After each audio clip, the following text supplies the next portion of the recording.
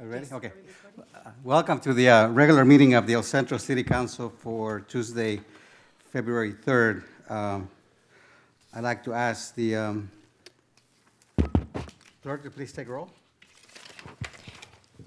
Councilmember Sanders. Here. Mayor Pro Tem Jackson. Here. Mayor Silva. Present. Councilmember Villegas Walker. Here. And Councilmember Cardenas. Present. Thank you. We'll have the pledge by Councilmember Jackson and the invocation by Councilmember Walker, please.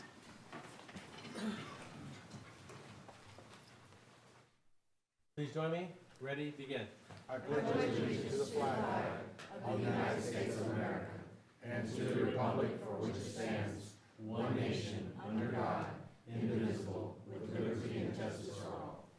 You could please remain standing and bow your heads. Heavenly Father, we come to you at this time asking for your guidance and wisdom as we contemplate the issues before this council. May we always be focused on doing what's right and what's best for all concerned within our community. We pray that we have hearts of gratitude, recognizing the many blessings that you bestow upon us. We ask that you help us to be ever mindful of those less fortunate, those that need a gentle hand, a word of encouragement, a hug. And we ask a special blessing this evening on the Richter family, the loss of their dear son, Preston. May you please just touch that family, give them peace, give them comfort, and let them know that there are so many around that share in their grief. And may we just be a comfort to them at this very, very difficult time. And to all other families that are suffering the loss of a loved one or some other tragedy, we ask that you heal them, comfort them, and may we be instruments of thy peace. These things we ask in thy precious name. Amen. Amen.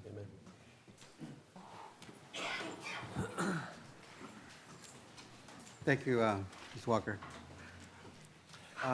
Next item on the agenda is a number of scheduled public comments, and first we'll have our monthly report from the El Centro Chamber of Commerce with President Les Smith. Thank you, Mr. Mayor. It's nice to be here as always. Welcome, council members. Nice to see you all. First, I'd like to congratulate you, Mayor Silva, on the success of the State of the City back in January. I received a lot of good feedback through the chamber that it was very well received, so it was very nice to be a part of it and assist. Thank you. The chamber is quite excited and happy that you and I will be traveling to Mexicali again tomorrow. Mayor Silva and I will be meeting with the economic development people and some of the tourism industry down there, so it's great that we're able to start getting the relationship built. And so hopefully, as we spoke earlier, we'll have confirmation of our meeting with the mayor of Mexicali coming up in the next couple of weeks as well. Congratulations to the city. It was nice to attend the groundbreaking of the new skate park, a great facility in the works that'll be very well utilized, I'm sure, and appreciated by all of the community. Last week, Mayor Silva and I attended a tour of the C4 facility down in Mexicali, and it was a very impressive tour, brand new, very modern, state-of-the-art, total emergency dispatch center for all of Mexicali. And truly amazing with all of the technology that they have in place with cameras monitoring all over the city, the GPS application that they have to find people when they call in on their cell phones, and the fact that everything from the military on down to the Red Cross is all in a common room, utilizing every aspect of an emergency dispatch. So it was very impressive tour. It was very impressive. I was very impressed with the technology, and I was going to mention in my report, but some of the safety features for people, visitors, and other people in Mexicali, I was not even aware of some of the technology and the availability of urgent calls and 911 calls and panic buttons, and there's a whole array of measures in Mexicali that I think will make the people feel safer if they knew that those things were available in Mexicali. For example, if you have a U.S. phone and you're out of service for your service company and you happen to be in Mexicali, you can still dial 911 and it'll connect to their 088 emergency number, 66, which is their yeah. 911, automatically. I did not know that. It also then will display a GPS app that you can utilize, and they can locate your exact position from that and come and help you. So they're working very, very hard to improve their image and the safety of the whole area down there. They have an app that if you have it in your phone, there's a feature in the app that has a panic button, and you press that, it'll let them know that you're in a panic situation. You don't have to speak anymore. It automatically turns on your speaker so that they can hear what's going on with what urgency you may have, and they know where you are, and they'll send an emergency vehicle to attend to you. So one of the things that came out of that as we were leaving is finding the right forum for the Mexicali to come over and make that presentation over here on this side of the border, because I think a lot of us, like myself, did not know the whole scope of services that are available down there. It was very impressive. Yes. I also had the privilege of attending Rear Admiral Shoemaker's change of command ceremony at North Island in Coronado on board the aircraft carrier, the John C. Stennis. So it was very nice to be over there representing the Imperial Valley. Darletta Willis, our CEO, was there from the Imperial Valley, as well was Marlene Best from the city of Imperial. It was a very nice ceremony. Proud to have been there. And then in closing, Saturday night, this coming Saturday night, February 7th, is our air show gala out at NAFL Centro to help show the community's support of the Blue Angels Air Show and make hopefully a very significant contribution to help fund the air show again. So Thank you. that concludes my report. Thank you. Any questions or comments for Mr. Smith? I just had a quick comment. I just want to say I really also appreciate your leadership with our chamber, and to see you take time to go down to Mexicali with our mayor. It just really shows a lot of character in your leadership, and it's been an exciting 6-7 months, and the energy that you've brought has just been, very appreciative. So keep it up, and we appreciate your reports every quarter. Thank you very much. I intend to. And by the way, Councilman Cardenas is also joining us tomorrow Yeah. to the trip. Thank you. Okay, thank you. Thank you. Thank you, Mr. International Smith. incident. Okay, Waiting to happen. next item on the agenda, we have our introduction of new officers, both two-legged kind and four-legged kind, right? Yes. Good evening, Honorable Mayor and council members. Tonight, we do have some introductions and some recognition. I want to start off by thanking and recognizing our training sergeant, Damian Valdez, who's put in a tremendous amount of work. I think in less than a year, he's been responsible for allowing us to hire over 10 employees with the work that he's done. So really thankful to him.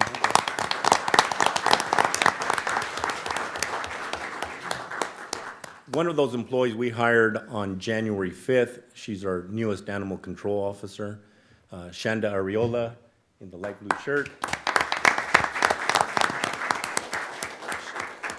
Shanda comes to us with a tremendous amount of experience in dealing with animals. In 2003, she was a part-time animal control officer with us. So we're fortunate when we advertised this position. She was interested in coming back as a full-time. Brings a lot of experience. Now she's partnered up with our other animal control officer, Mario Moreno. So she's been at it for a couple weeks now. So we're really happy to have her. This morning, we hired our newest police officer. The city manager was there. Our city clerk swore her in. We have Michelle Donnelly.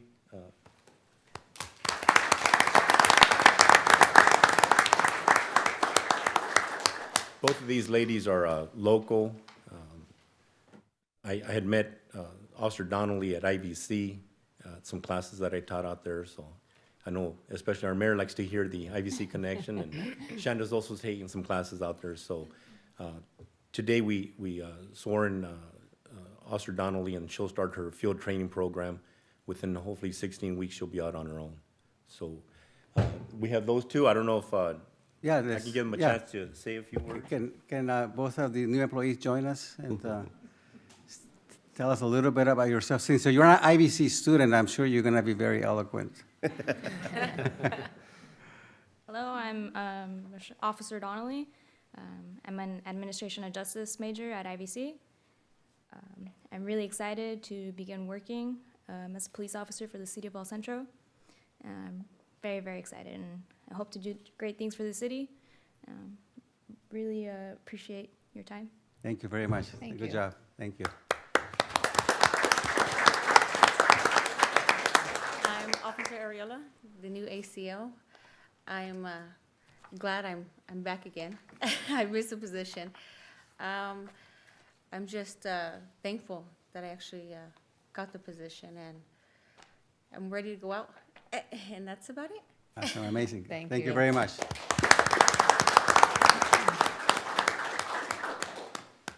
So we have two more police officers. Most of you were able to meet them last Wednesday. Thank you to Spectrum, who put out a great video. We were able to put that on our department Facebook page too. We have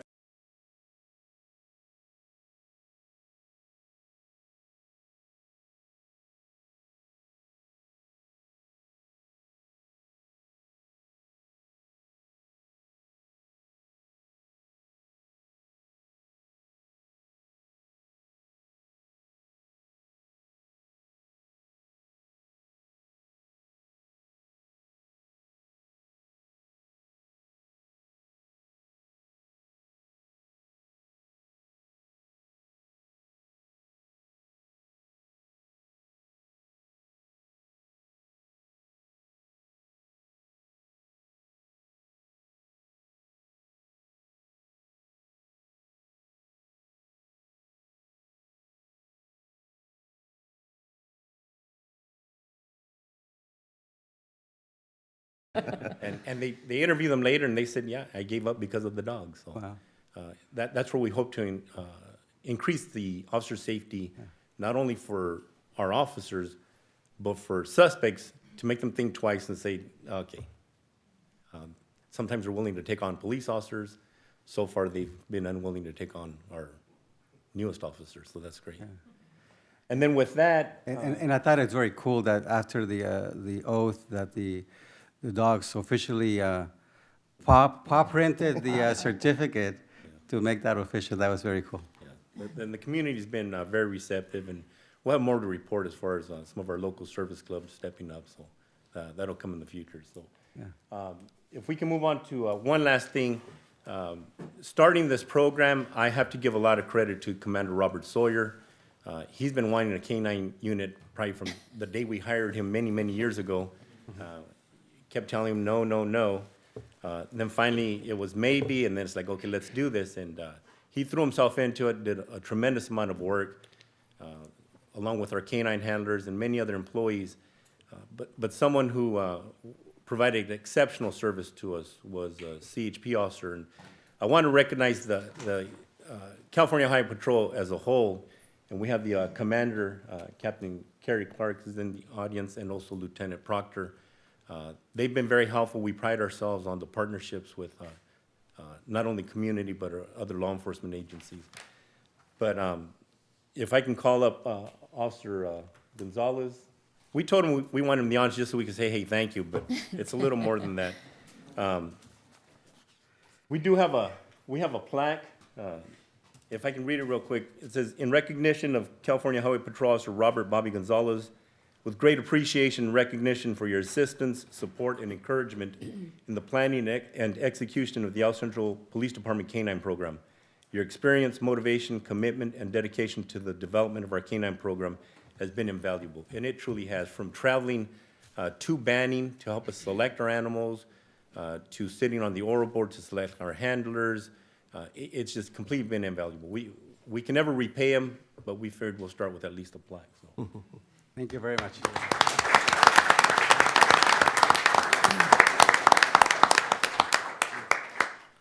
One other person that we need to recognize here is Bobby's wife, because Bobby's made himself invaluable to us. He's been available after hours, on weekends, and even cut one of his vacations short to be able to attend one of the selection services in Banning with us.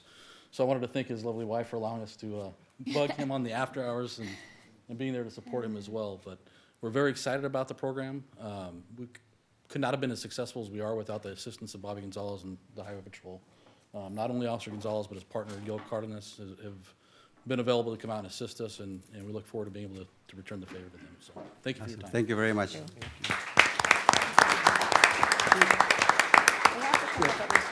Yeah, Chief Madueño, don't go too far.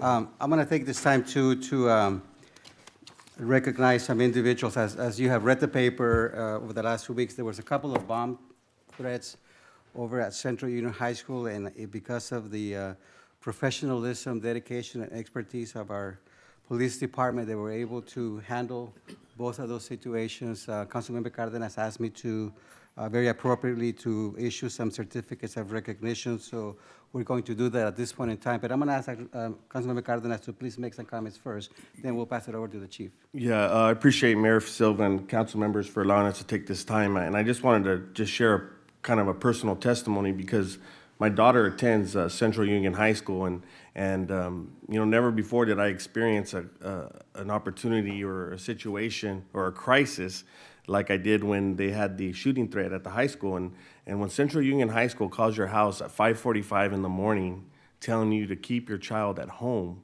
because there's a potential shooting threat, it's a pretty eye-awakening type of experience. And but what I'm more pleased about is the professionalism and the police work on the part of El Centro PD.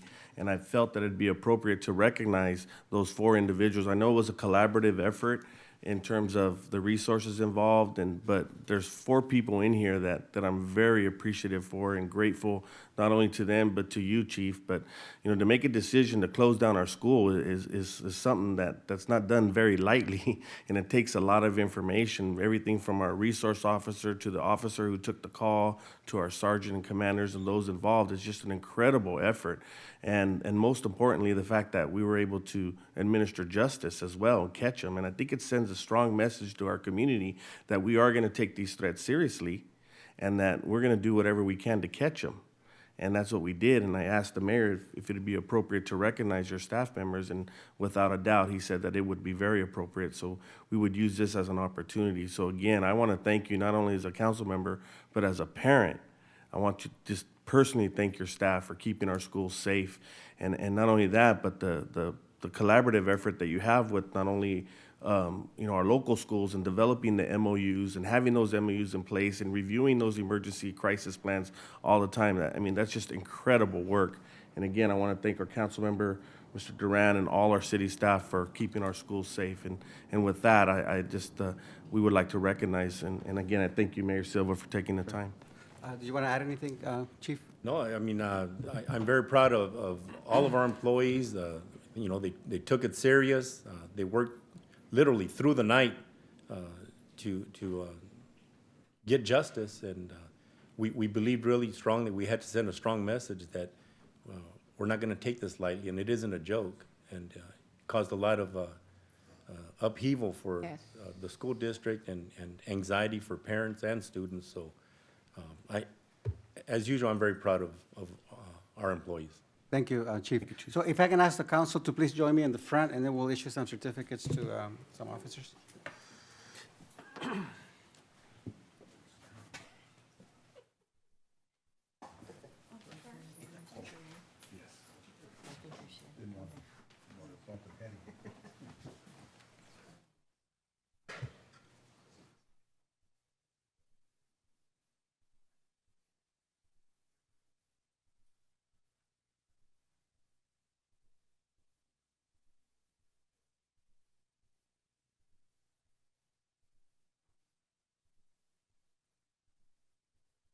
I'll read the certificate, and they all read the same, so I'll only read one.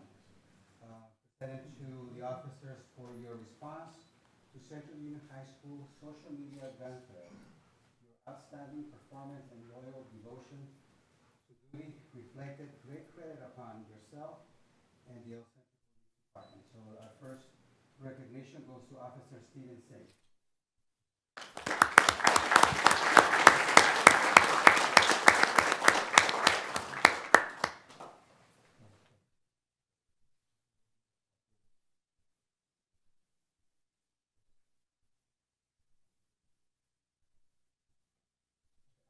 Our next certificate of recognition goes to Officer Efrain Coronel.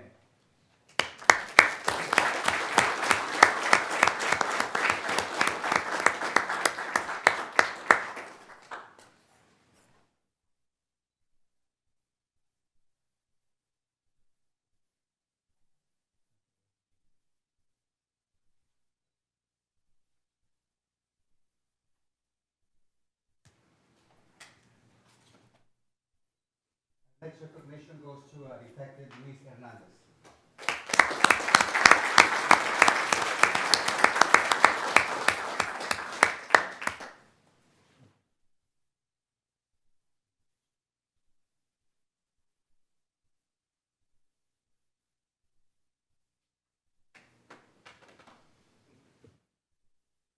Next certificate goes to Sergeant Aaron Messick.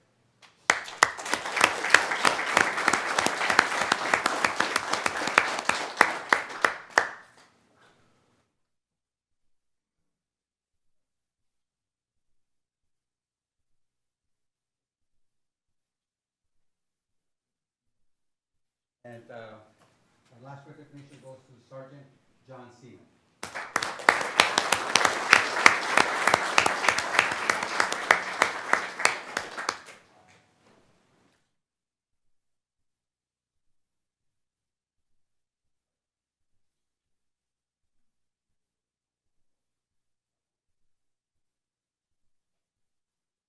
And let's stay here for the next recognition, which I skipped because it's under public comments, but I'd like to call Joanna Caballero from the then Senator Ben West's office to join me because she's got a certificate to issue to our officer that was instrumental.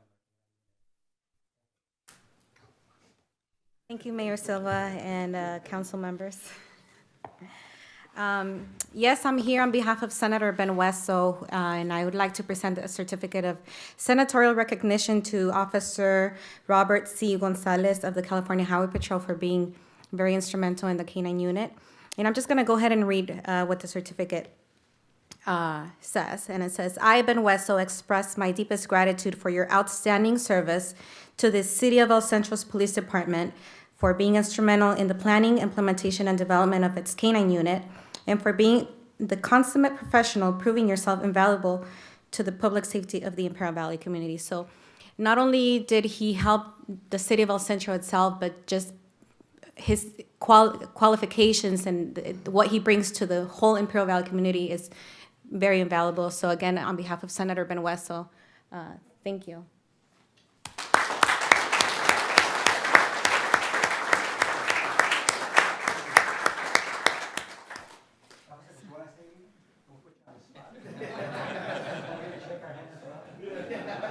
I'll come shake your hand.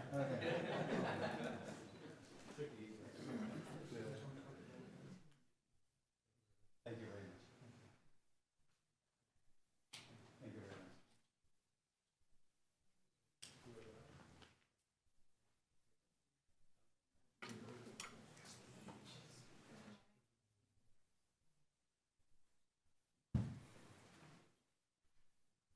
Thank you very much.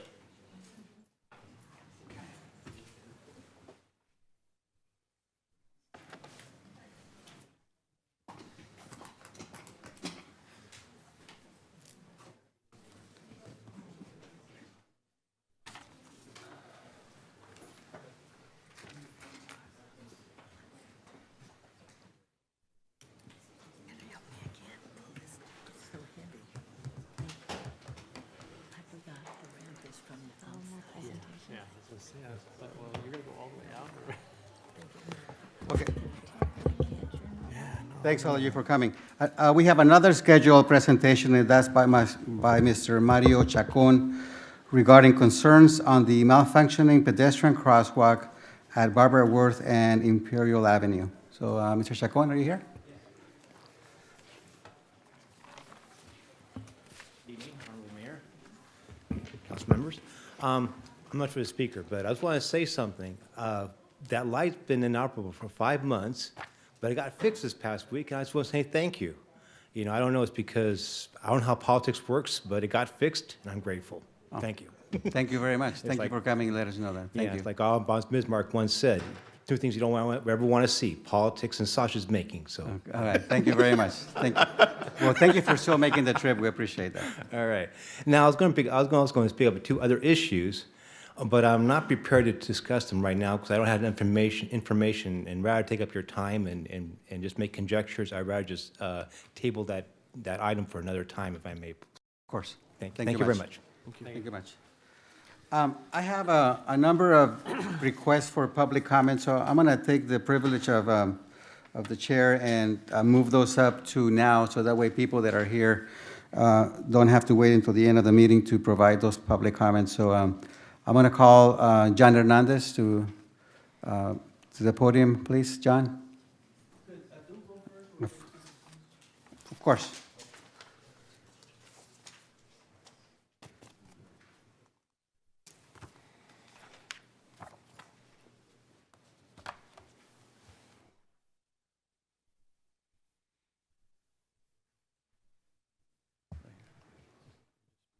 Microphone.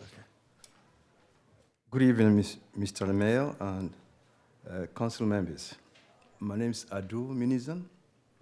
I have been in the Centro since 1991, and I love to be here. To begin my presentation or express my concern, I would like to tell a small story. I know you have many offices, law enforcement offices in this meeting. So to begin, I would like to give the story of mafia, the meaning of mafia. And I believe that some police officers, law enforcement will know what that means. But however, I would like to describe what means mafia. Mafia means morte, aka Francisca Italian Angela, is a Latin word, meaning death to French soldiers. The mafia began in Sicily, small village located in Italy. What happened? There was a wedding. French soldier kidnapped the bride, rape her, and kill her. So the small village, they had to avenge the death of the lady, the bride. Her name was Angela.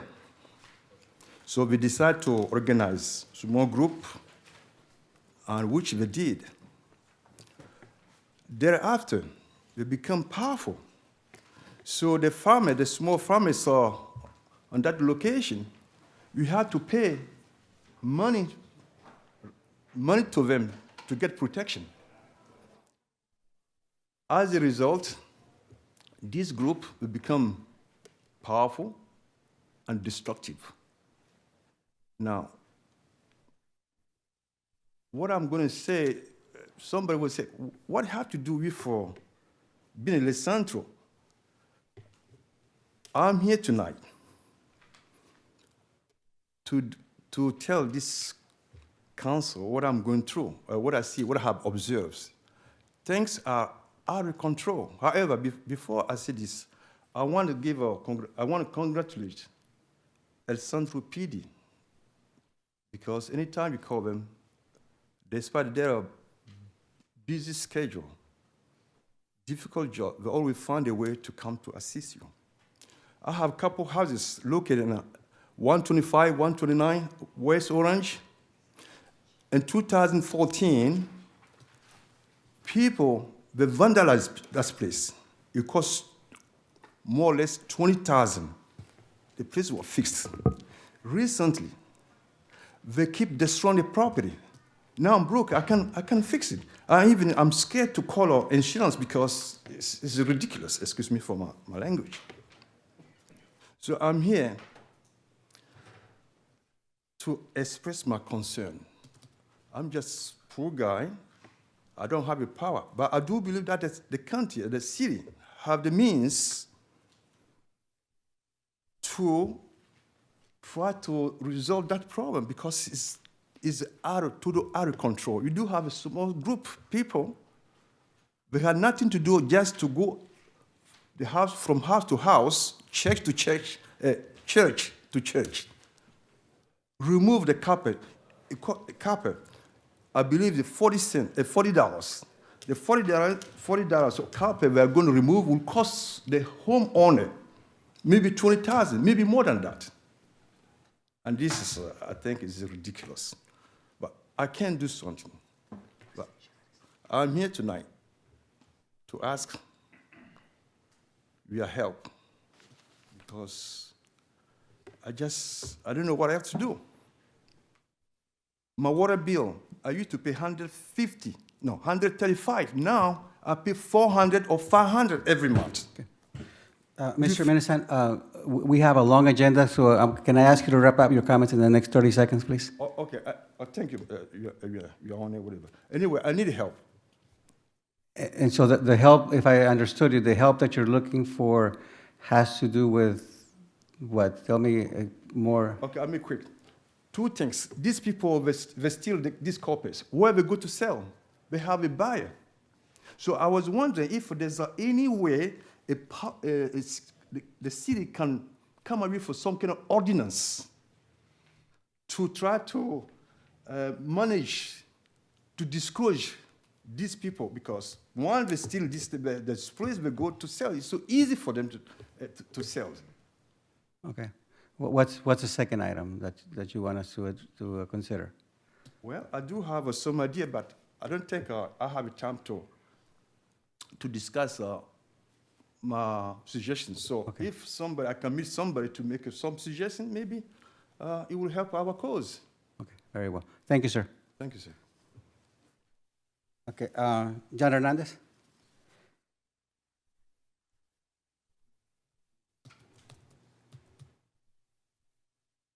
Good evening, Mayor, Council.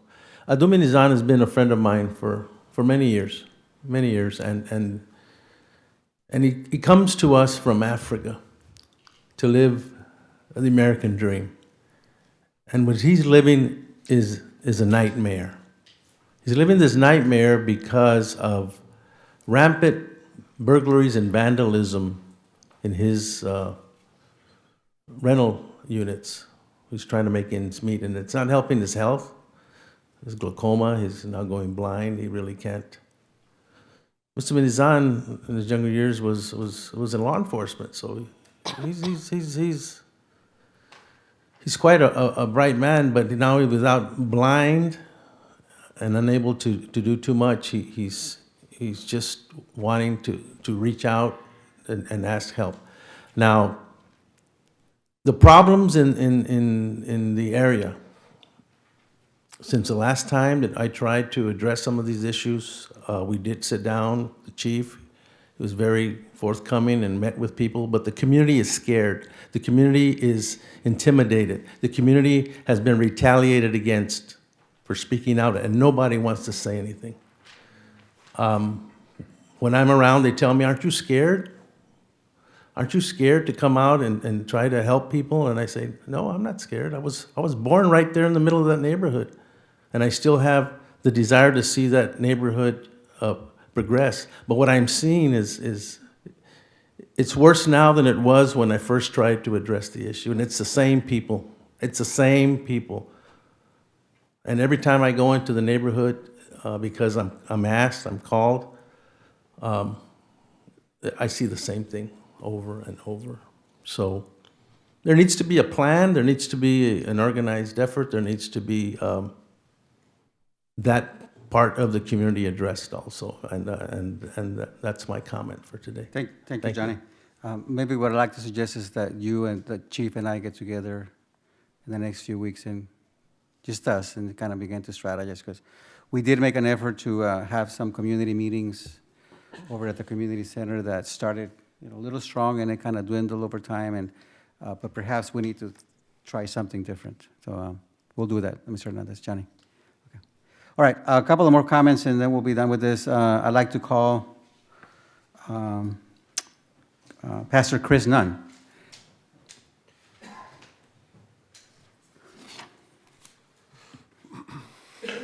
Good evening, everyone. You guys doing well? I wanted to begin by expressing my appreciation to the City of El Centro for the great working environment that you permit us. And we have a great relationship with the city, and we just feel blessed to be a part of it, a part of the fabric that makes up this community and makes El Centro a place that is really worthwhile settling down and raising your family. So I just want to thank you guys before I begin. Thank you. I'm here in part to represent the voice of our congregation. Our congregation is quite diverse, made up of many different age groups and ethnicities. We're comprised of many young families. We're growing at that young family rate, as evidenced by this last week. We had over 200 children in our Sunday school.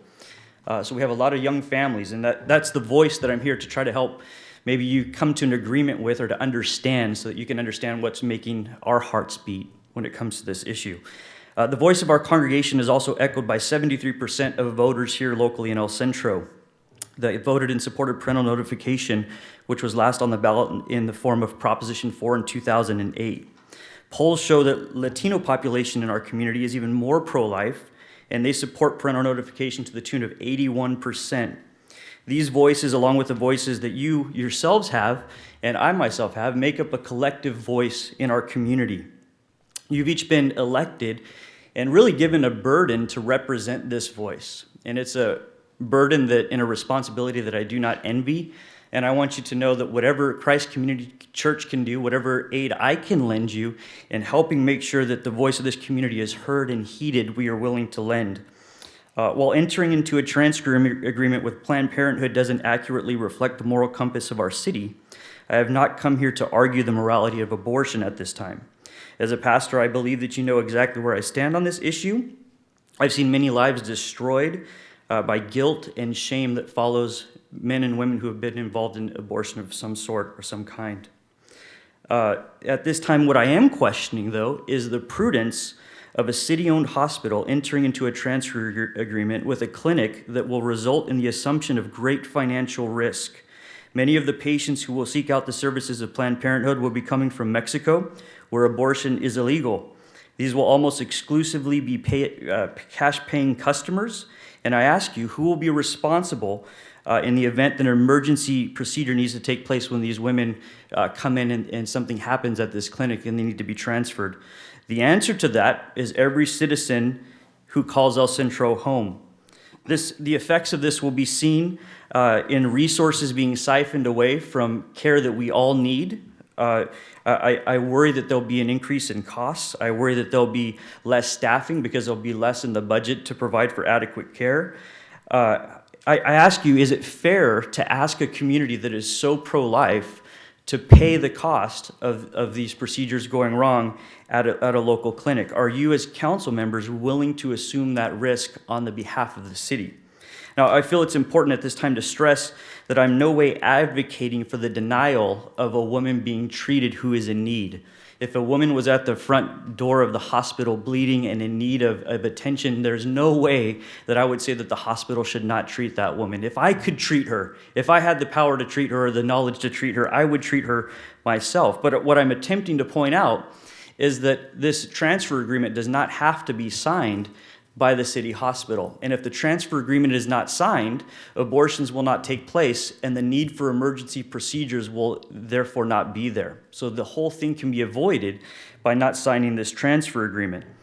I hope you see the difference there. We're not advocating that women should not be treated or that anyone should not be treated. We're saying if you do not sign this agreement, those abortions will not take place, which will then cause the emergency procedure to need to happen at El Centro Regional. I understand that at this point, this issue is not before you directly as a governing board. However, eventually, you will be impacted by this decision, as we all will. The Board of Trustees will be deciding this in 3 short weeks, February 24th. And I hope that you can use whatever platform you have to reach out to them to voice the concerns of your constituency. Any decision that they make will directly or indirectly reflect upon you as the board who has at your discretion appointed these people, but also the decision that they make directly impacts and reflects upon the community that they therefore represent. Please do what you can to make sure that the voice of the people of your city is heard. That's basically what I'm trying to say is overwhelmingly and consistently, the city of El Centro has always voted along pro-life lines. And so I'm asking you, since this is a city-owned hospital, to make sure that the city-owned hospital is looking out for the pulse and the voice of the community. If you guys have any questions, you can feel free to contact me. I'll be available. I'd love to sit down with you guys one-on-one if you want a little bit more information. And again, I hope you hear my tone here. My tone here is not accusatory. My tone here is not trying to be combative. We don't want to be adversaries on this, but we want you to know that we are advocating against Planned Parenthood opening here in the Valley because of the destruction that it could cause in the lives of so many people. Thank you, Thank sir. you for your time. Thank you, sir. Mr. Mayor, can I have some follow-up questions? I know we have a long agenda, but could I just ask a couple questions? And again, I may defer to the trustees of the hospital, but I know that it was on the agenda last week, and was there any action as a result to this transfer agreement, or can we kind of get an update on what transpired at the? Okay, is that question directed to Pastor Nunn or to yours truly as a member, your appointed member to the board? Yours truly. Oh, to me? Yes, ma'am. Okay. No, there was no agreement made. Pastor Nunn did make some comments at that last meeting, along with several others. I think we had standing room only, as I recall. They had a candlelight visual that was also held in the parking lot on that particular evening. They were praying for us as we walked to our respective positions inside the module where the office for the meeting. The board at that time, the trustees at that time, took a position to direct some of the inquiries that were being posed by those who spoke in opposition, and predominantly everyone was in opposition, to our legal counsel. And legal counsel is undergoing a research, and then we will be having this come back, and Pastor Nunn is quite correct, is scheduled to come back at our meetings scheduled for the end of this month. And Councilmember Sanders, and I'm not asking for a legal opinion, but maybe just some information, but in order for Planned Parenthood to operate in the city of El Centro, are they required to have this transfer agreement? And again, I'm not asking for a legal opinion because I know that's not your area, but is there some insight you can share? At this time, unfortunately, I am not able to give you that information with any amount of clarity. I would hope that the council will allow, the city council will allow the board of trustees to deal with this, and I will be happy to report out at the appropriate time.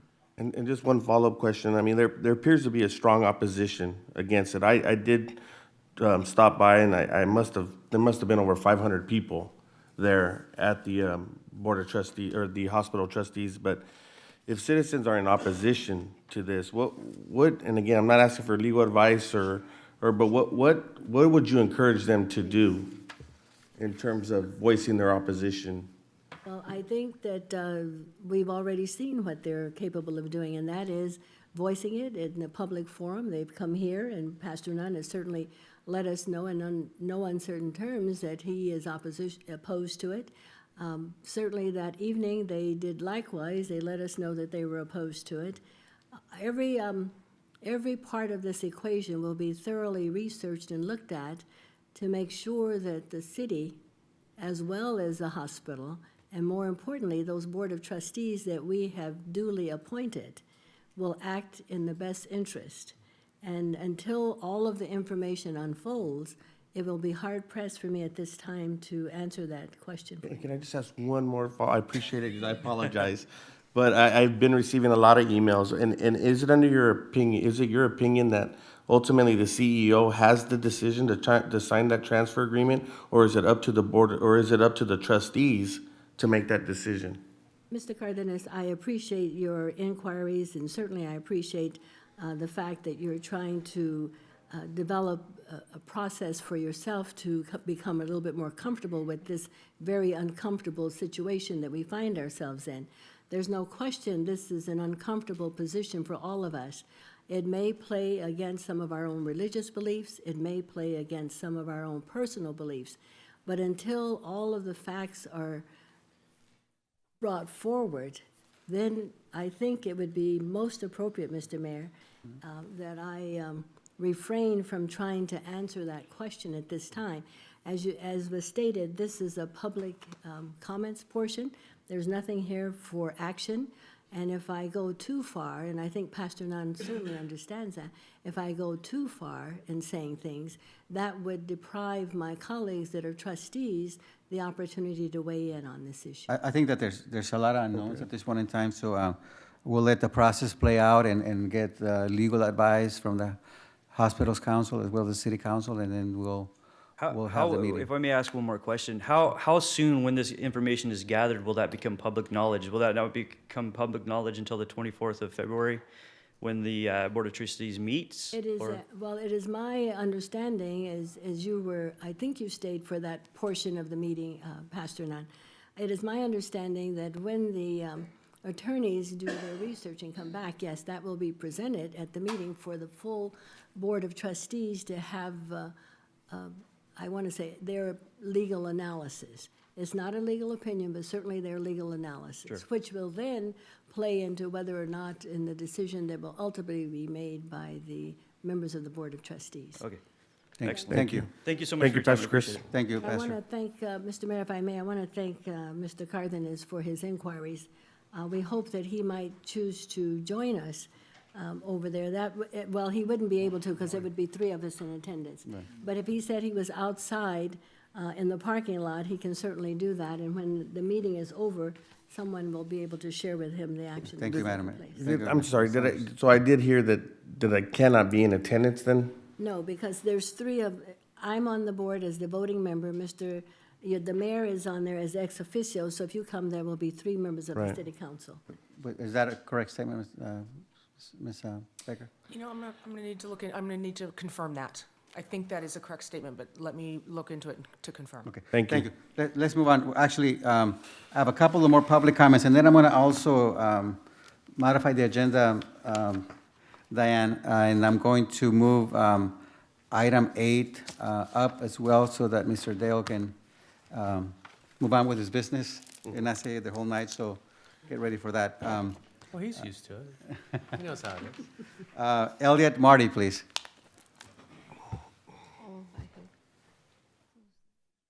Mike Morales.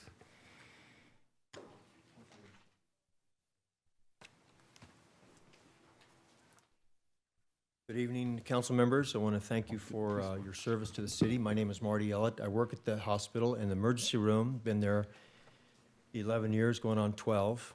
And we have come a long way. We certainly have lots of issues to overcome. Overcrowding is a big, big issue. But I'm here to say I'm very happy very proud actually of our management team at the ER and how far we have come in moving patients through and keeping it as safe as we can. It's not over, but you know, we've come a long way. And the hospital, I mean, I enjoy going to work. As I'm going to work, I pray for our hospital, our administrators, my colleagues, and the hospital is a place of mercy and a place of healing. And if you're not like comfortable with serving people, you're not going to last very long there. It just doesn't fit. But on the other hand, Planned Parenthood is not. I mean, Planned Parenthood, let me just state this clearly with the facts. Planned Parenthood is the largest abortion provider in our country and probably the world, unless you compare them to the government of Russia or the government of China. They are the largest abortion provider in our country. They compete with all the other abortion clinics. And living in a pro-life community, our community considers itself pro-life by a large margin. And for a Planned Parenthood clinic to be opening up in our community with no public input, no foreknowledge, it just appears overnight, is outrageous. And I am for one, and I'm also representing the Real Hope Center. We are a pregnancy resource center that is funded completely by private donations on Main Street. My wife is the manager. She's here now. Here's Sister Debbie. She's here now.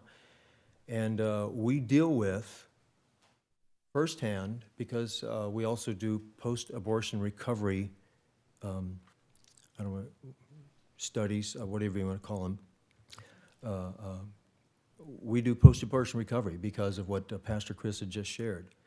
Many lives are ruined and after they have an abortion. It is not just a simple procedure. And so we are in, this is a dichotomy. This doesn't fit. And I understand that this is not even the board that's dealing with it right now, it's the hospital board. But you are over the hospital board.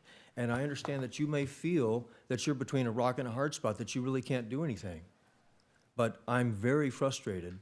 If that's the sense that I'm getting from boards, I'm very frustrated with that. The hospital does not have to sign. There's no legal pressure for our hospital to sign that agreement and have developed this relationship with Planned Parenthood.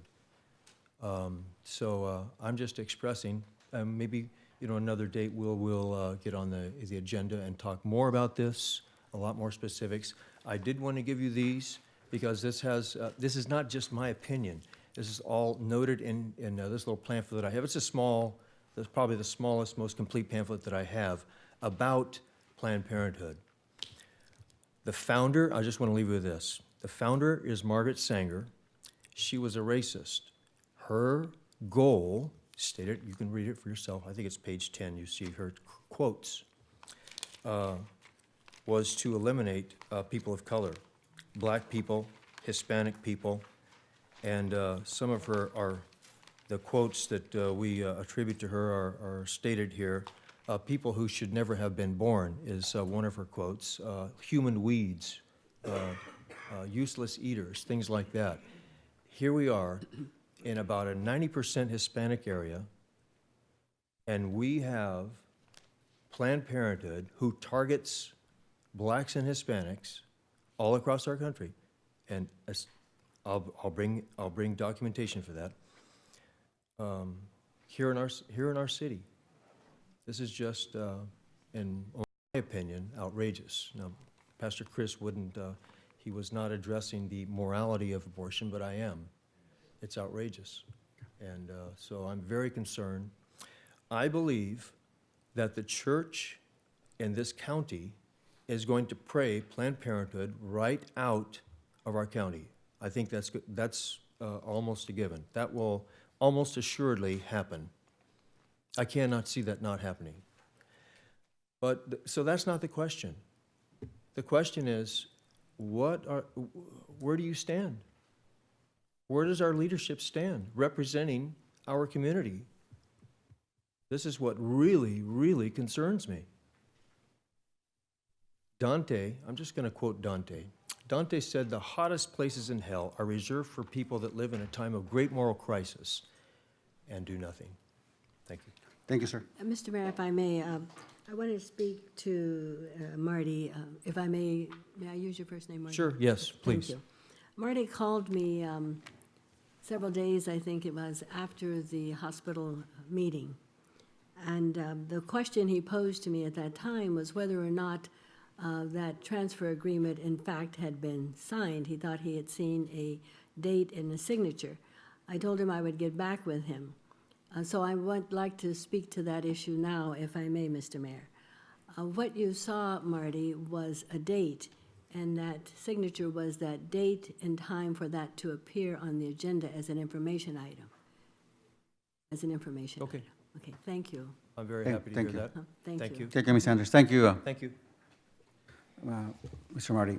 Okay. Mike Morales.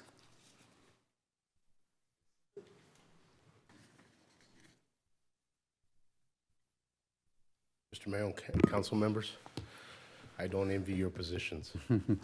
It's been a tough night.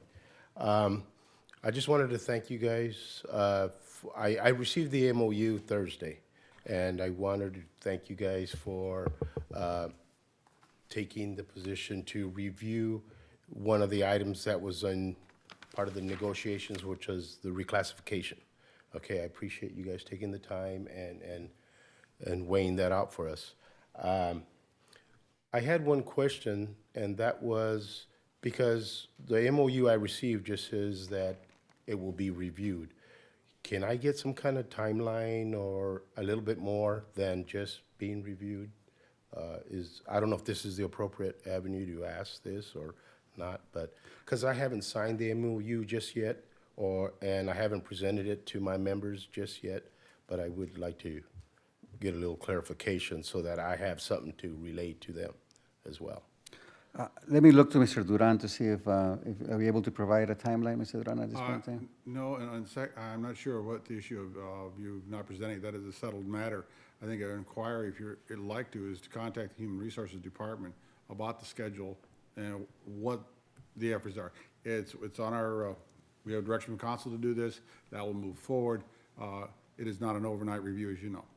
So with that, but as for the other matters that you mentioned, I'm not even sure what that means. We haven't adopted MOU. So with that, we'll move forward with all aspects of that MOU. Could I ask some questions, Mr. Mayor? I mean, I would encourage that a timeline be provided. I just don't think we would leave that open-ended, and, there's some ambiguity there, and I would hope, I think it's a fair inquiry as far as a timeline goes. I just wouldn't, I'm just curious why there wouldn't be a timeline. I think the expectation is that the will of the council, which was to go forward with the evaluation and research be done prior to the start of the next negotiations, which is going to be in March. That's the timeline that I understood. We'll present to council where we're at with that and what the results of our findings are, but we're not prepared to respond to that. Right. So I concur with Ms. Walker. I think our intention is to have that process completed in time for the next cycle of negotiations, which should be sometime around March, April, assuming that everything is completed as we are expecting. So I don't know that there's a definitive timeline. It's coming soon. Well, could I ask why that's not included in the MOU? I mean, I understand, we have a sense, but why wouldn't that language be in the MOU to share, to say, this is the expectation? I mean, I think it's a very valid option, but I'm just curious to why that's not in the MOU. I'd say because it's not a term or condition of employment. It's very similar to some of the other things that we've asked the Human Resources Department and the city manager to look into with regard to all MOUs. And because it's not a term and condition of employment, it doesn't really belong in Not at this time. Can I ask why that's not shared with them verbally to say, look, this is our intention, instead of leaving it, again, with what my opinion is, with ambiguity as far as, well, when is this thing going to be looked at? I guess what I don't understand is why somebody didn't pick up the phone and either talk to the city manager or the HR department and say, we understand that the direction of the council is to move forward with an evaluation of the reclassification. When might that be done? And if either the city manager or the HR department doesn't respond to that question, then I think we have a problem. But until the question is asked, I don't know how you anticipate a response. So I guess that would be my question. Has there been outreach to either the city manager or the HR department? I reached out to Mrs. Brownlee, and I will say that I did not pose that question to her. Okay. But she did inform me of what your intent was as far as what type of review or whom would be doing the reviewing. Okay. But once again, that's why I just wanted, because it was pretty vague, I wanted to get an idea, and I kind of believe that you have somewhat answered my question.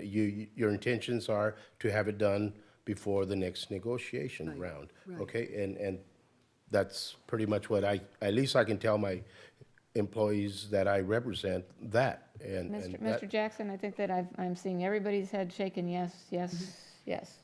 Okay, Yes. there you go. Okay. Thank you, Mr. Morales. And I just wanted to end it with saying that I, myself representing these employees as a Teamster representative, I hope that whomever does conduct the review, that we can come up with an unbiased opinion so that both parties feel comfortable with this. Not only the city, but the employees themselves. Because if we can't come to some kind of resolution, this will be an ongoing issue.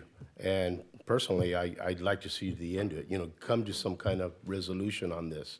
I think for both parties' benefits, because I'm just a middleman here, but, you know, I think it would benefit the employees as well as the cities as far as their morale, their productivity, and their value to their job in itself. So, you know, I'd just like for everyone to keep that in mind as well.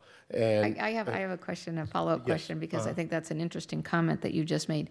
So if there is the evaluation done, and it's deemed to be done by an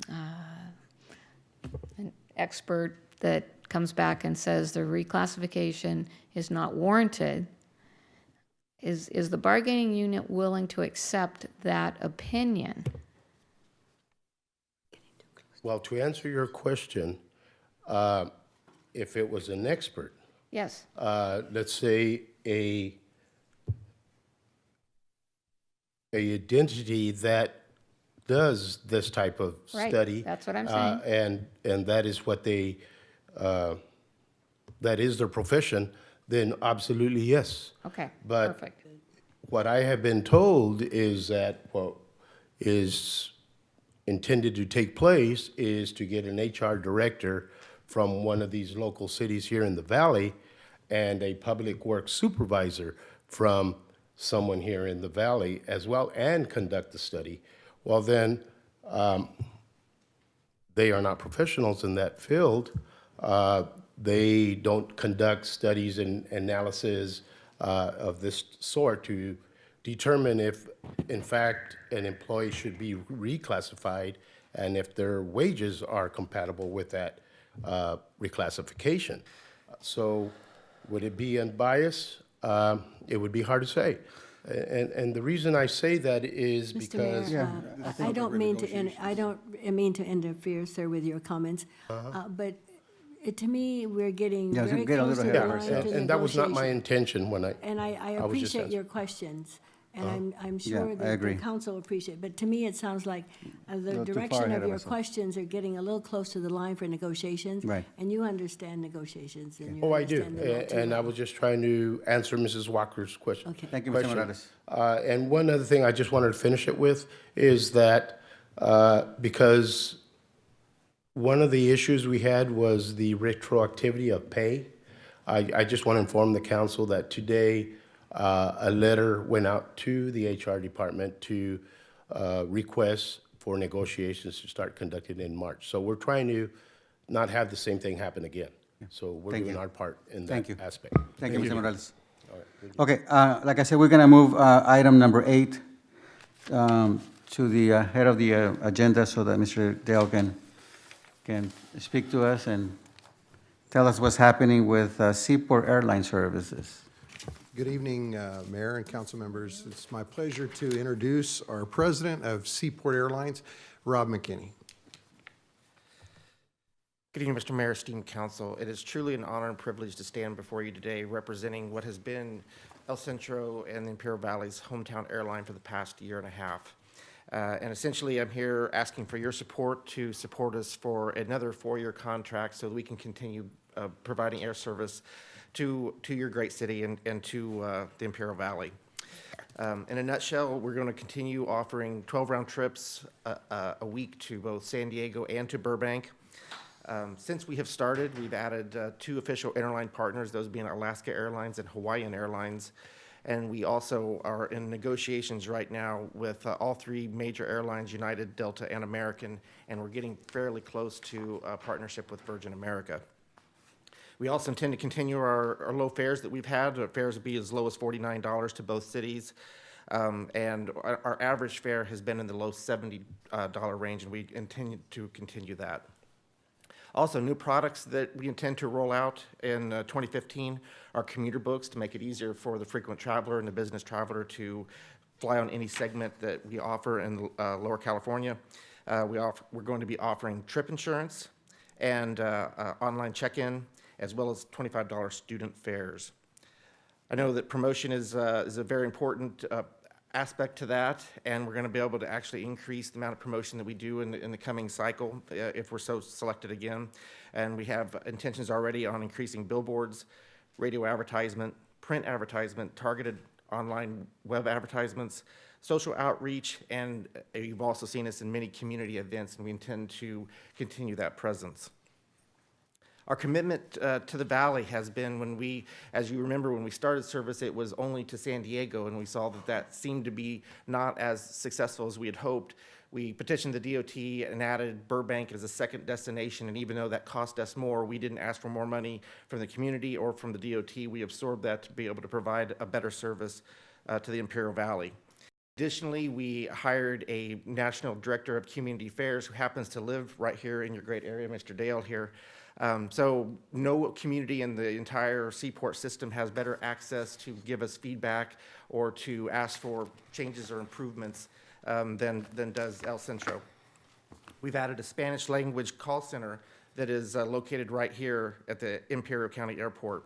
Whenever possible, we spend money with local businesses, and to date, we've donated $25,000 in donation or in-kind travel since we've started service. So just real briefly, I kind of want to compare the two options that you have before us. I have no particular gripe with other airline. I wish I could come here and say they're crummy. I know them all personally, and they're good people. But I think there's a stark contrast between the choice that you face. We're still going to offer 2 destinations. They're going to offer 1 destination. We're going to offer 4 round trips a day. They're offering 2 round trips a day. Our average fare is within pennies of each other, according to the 2 proposals. However, they're projecting that they're going to carry 4,500 more passengers than us with fewer destinations and fewer frequencies and the exact same fare. Additionally, if you look at completion performance, Seaport has completed 98% of our flights since we started here, and system-wide, our competitor completes 78% of their flights.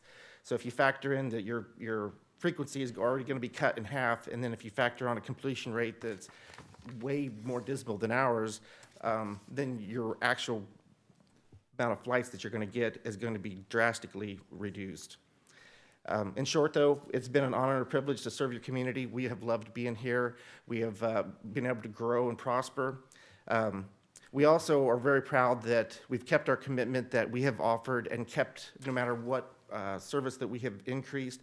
We have never affected or altered or put second the service, our commitment to El Centro, whereas our competitor wants to do tail-end frequencies where it's kind of like what you had with your previous carrier where you get whatever's left over, 2 flights maybe in the middle of the day. We continue to overnight a plane here. We continue to overnight a crew here so that we are dedicated to make sure that we're providing the absolute best service possible to your city. Thank you. Thank you very much. Comments from the council? Mr. Cardenas? Well, I know that Mr. Dale's here, and you have great staff down there, and I believe Councilmember Villegas Walker is your #1 fan because she's always encouraging us to use your service.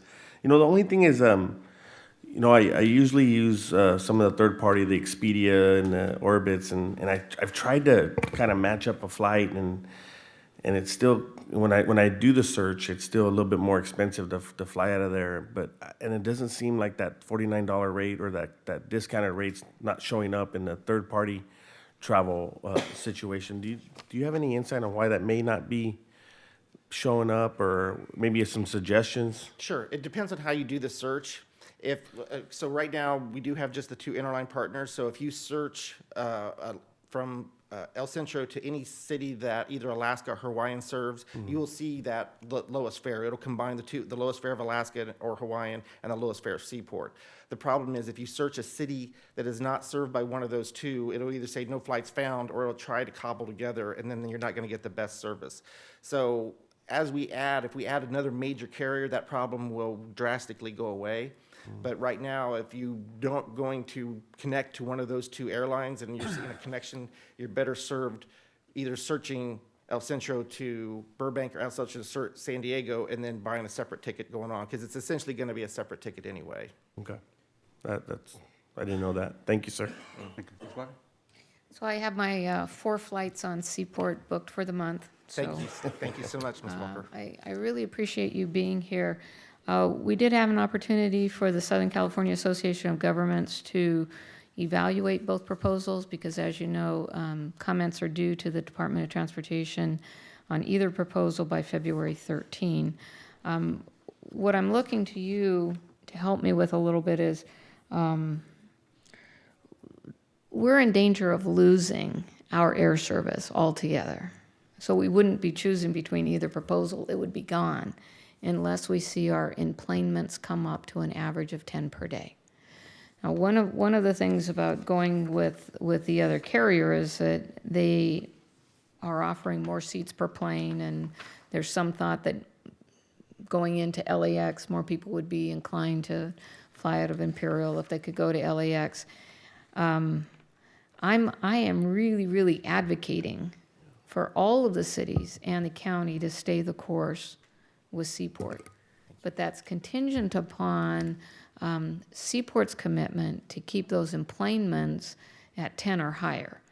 So can you talk a little bit for us about what you're doing, not only in addition to the marketing, but how you've been performing recently, and then how you feel we're going to go through with this next round of Department of Transportation inquiries into our waiver status? Sure, I appreciate the question. So the last 4 months of 2014, we were well above the 10 employment cutoff. I don't have January numbers quite yet, but we were on a trend that was very, very promising, and I feel very heartened that we're there and we're going in the right direction. The things that we put in place up until now was we had real heavy investment into the world-class reservation system that started getting major airlines to say yes to us to become our partners. Because as a smaller airline, they see us as somewhat marginal value, but if we make it real easy and inexpensive for them by investing in this software, then they've started to say yes one at a time. And the more of those that come online, you'll do nothing but take off and have more opportunity, be easier to search for flights in other destinations. But now that that's a sunk cost to us as far as building up that reservation, now we can really focus on marketing effort. We can as a matter of fact, we're going to be having a booth at the upcoming fair that Mr. Dale will be sponsoring, and we are very, very cognizant of that rule. We're taking it very seriously. That it does us no good to fall below that number either. That would be as much as a failure to us as it is to what it would be to your community. And to speak just briefly to the thoughts that it might be better to go to LAX and it might be better to have a larger aircraft, is a year and a half ago you had both of those things. You had service to LAX, you had a full-on United code share, and you had the exact same plane that's being offered to you right now, and your numbers were dismal and sinking rapidly because mostly of the terrible scheduling that's not going to get any better with the new carrier. And as a matter of fact, I didn't point it out, we're going to be opening Visalia, California to both Burbank and to Sacramento here shortly, and we're replacing that exact same carrier. They're fleeing from them, and they're under the same threat as you are. If they don't keep their 10 enplanements, they're going to lose their service too, and they're choosing Seaport as the more viable option to do that. We'll be able to go Imperial, Burbank to Visalia? Mm-hmm. And if you so chose, Visalia on up to Sacramento. Okay. All right. Well, like I said, everyone that I've talked with, I'm seriously advocating, and that's why this is an action item actually on our agenda tonight, so that if it is the desire of the council, we will be submitting a letter of support for the EAS proposal submitted by Seaport.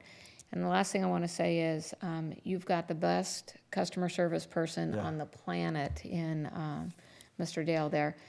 The ultimate demonstration of customer service. Seaport could not get a plane into Imperial for whatever reason. I had to get to Sacramento. Mr. Dale drove me to San Diego, slowed down to about 12 miles an hour, pushed me out of the car at the airport so that I could make a Southwest flight and still get up there. I can't remember how long ago that was, but I really appreciate it still. Thank you for that feedback. And yes, you are fortunate that he happens to be here, but he does those exact same kinds of things all over the country. He has new friends now in Muscle Shoals, Alabama, which he never even thought he would ever be in. Mr. Jackson? Yeah, thank you, Mr. Mayor. Yeah, I've many of us in this community have flown your airline, and I've flown it a few times also. And customer service is great. Jeff does a great job, and I think we all recognize that. It's certainly nice having a homegrown individual that representing your company and giving us the access that we have. And Mr. Mayor, I noticed that we did have this on for action, and I would be willing to motion or support a motion to submit a letter of support from the city of El Centro. I think, all of us, we do some travel up to LA and beyond, and I think a lot of us have used the service. We've been very happy. I utilized the service beforehand, before Seaport, with United, and you're talking about traveling a whole day in advance to get to Sacramento. I'm sure a lot of us remember that. It just wasn't worth it for a lot of us in the community to use that service. And the thought of reverting back to that and basically taking the option off the table of flying out of our local airport, I think is something that I'm certainly not willing to take a step back. And I like the fact that you've expanded some of your services. I know you guys are flying into San Felipe, and that's giving our community some access to some weekend getaways and things of that sort. So if Let me see if Ms. Sanders has any comments. Mr. Sanders, you have any comments? None, no more than in support. So if Mr. Jackson's was a I motion, think then it's too late. Okay, there's a motion by Walker, second by Jackson to submit a letter in support of the Seaport proposal. Any additional comments? Please ballot.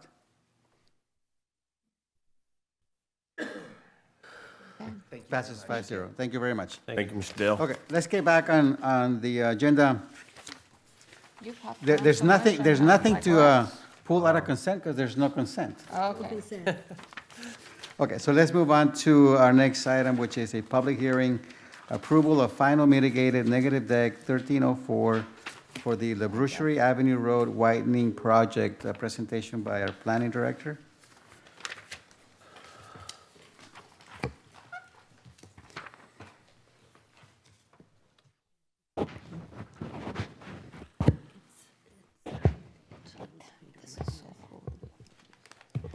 Good evening, Honorable Mayor and members of the council.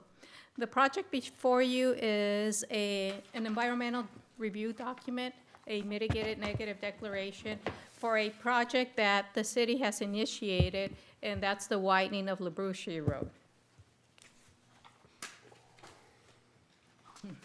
The actions before you tonight will be just review the mitigated negative declaration and certify the environmental document in order to proceed with the process. And part of that process would require the acquisition of right-of-way from property owners along the project area.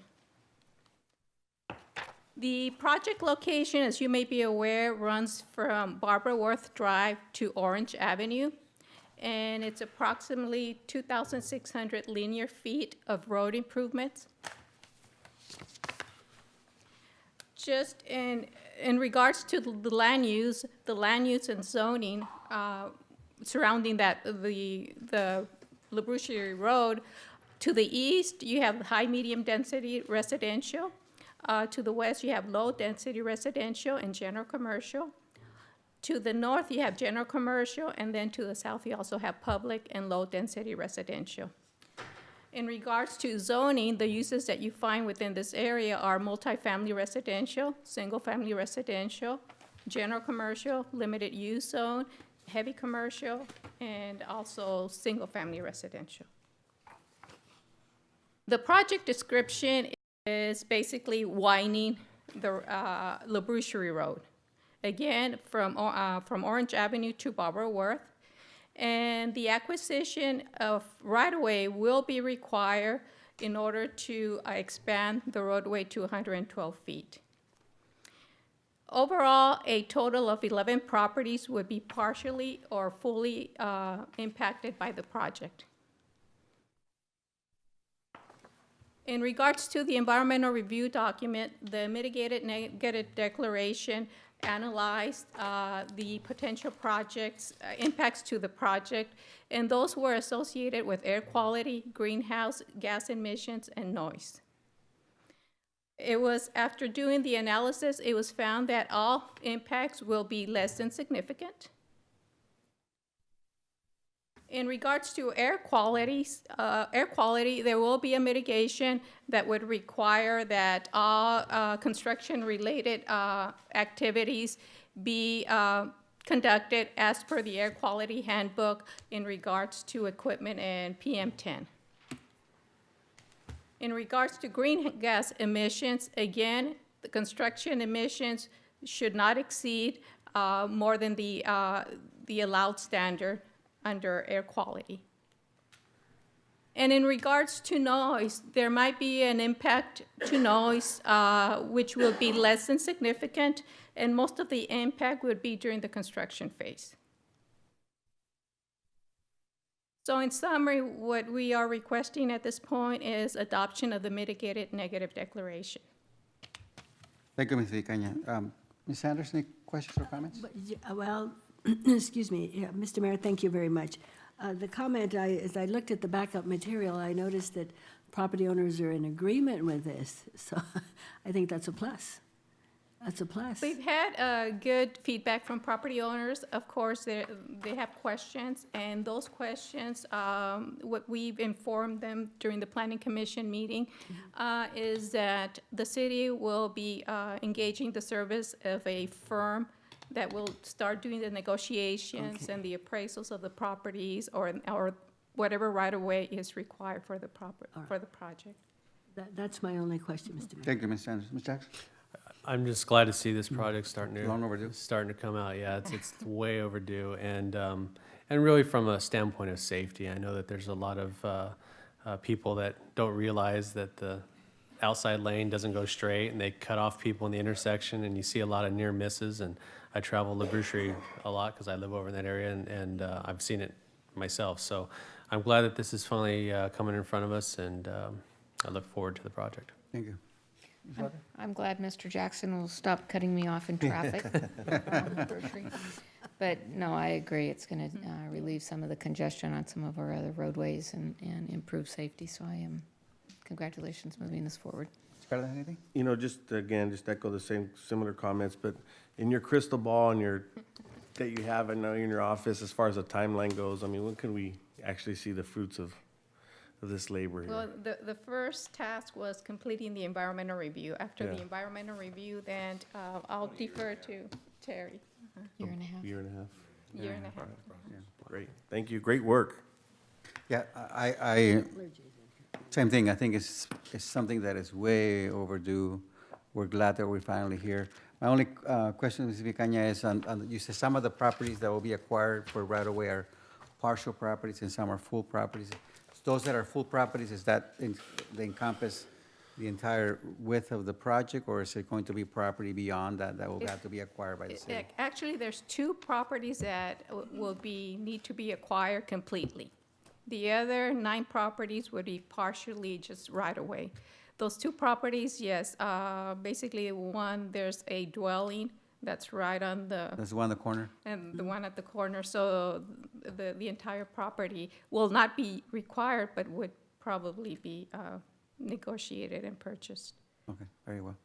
Okay, so I'm looking for a motion from council to approve Resolution 15. You have to open a hearing. I'm sorry, yes, thank you very much for that. This is a public hearing. Is any member of the audience that wishes to provide input or feedback on this item?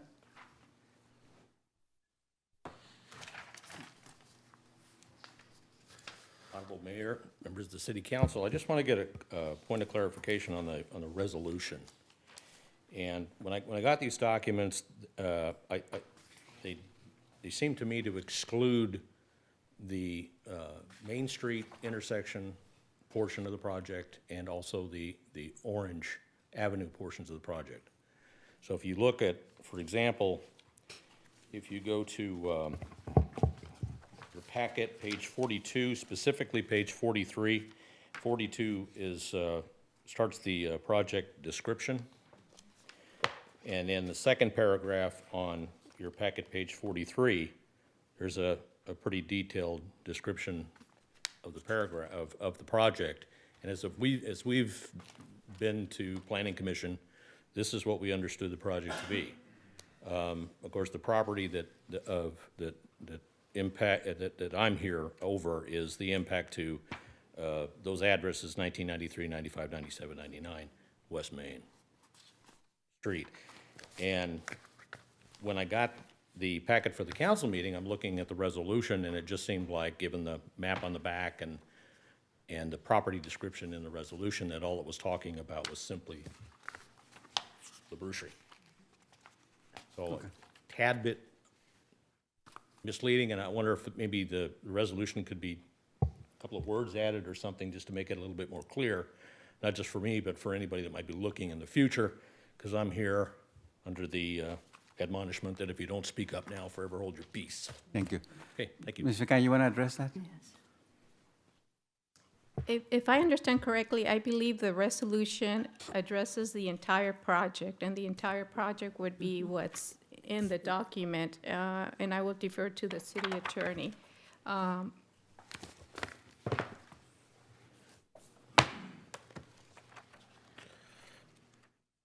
Perhaps, Norma, if it would help if you could direct us to a page that might reflect the comments that were made or the concerns that was addressed, to see whether or not we can bring some clarity and consistency.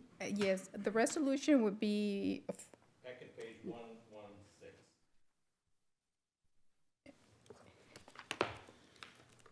and the project description is within the environmental review document, which is, I'm sorry, what page did you Yeah, go? let me get that for you. It starts on packet page 42. Second paragraph of that is on packet page 43.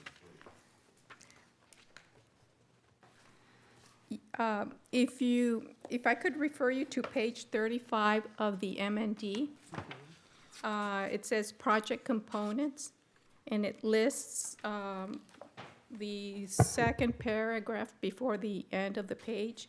It lists all the properties that will be impacted, and it does include the 1993, 1995, 1997 Main Street. And 99.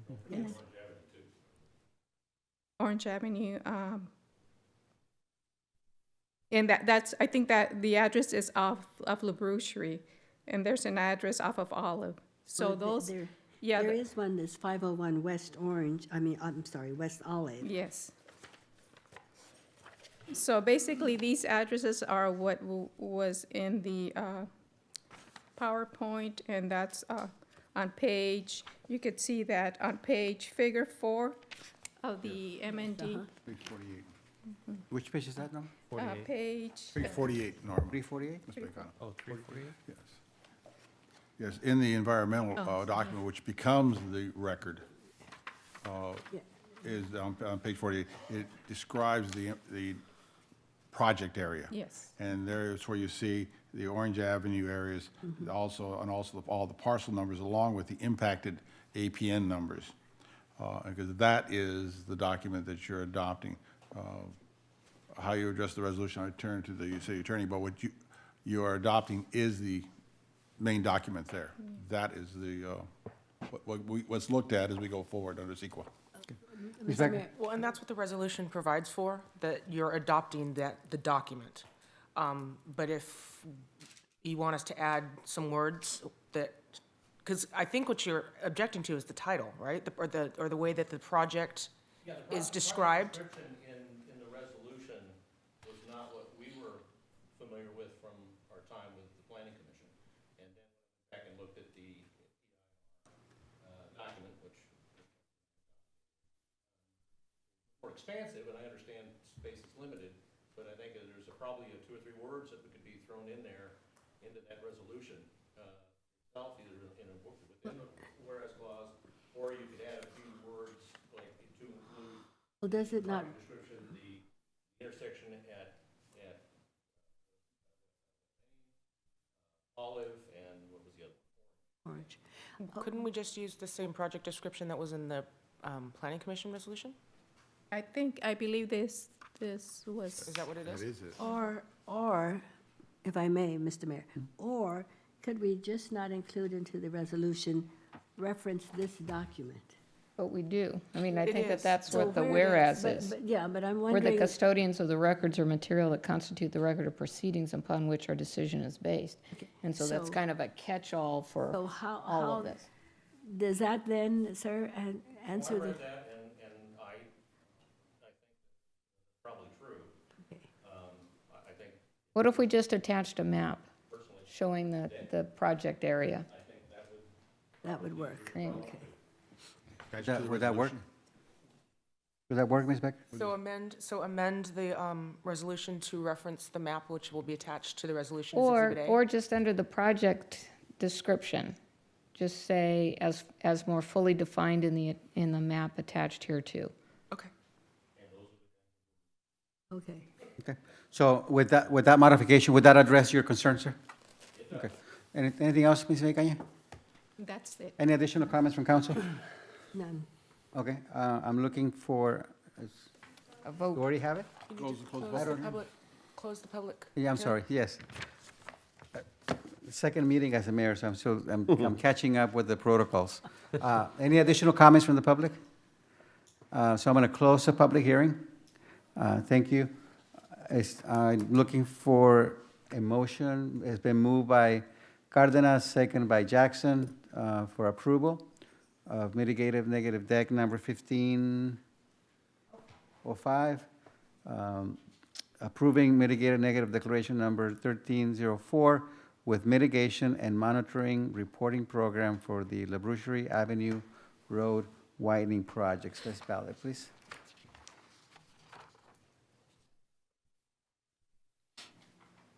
Motion passes 5-0.